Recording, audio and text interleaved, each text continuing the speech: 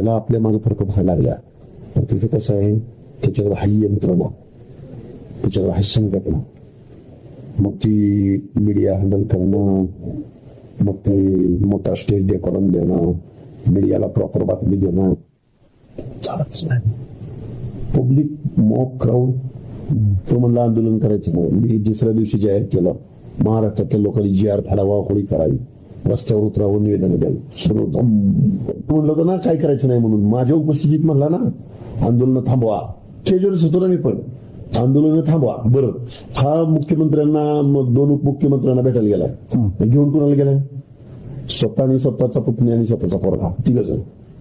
हे तिघजण आणि ते तिघजण. आणि सगळेच सांगतोय ते तिघजण होते, आम्ही तिघजण होतो. लय मला खटकलं होतं ते वाक्य, पण आता जाऊ दे म्हणलं. आपल्याला सॉफ्ट करणार फक्त, मला असा अंदाज आहे, सॉफ्ट करणार आपल्याला राहू शकते देवेंद्र फडणवीस, तुझ्या मुंडे आणि बावनकुळे.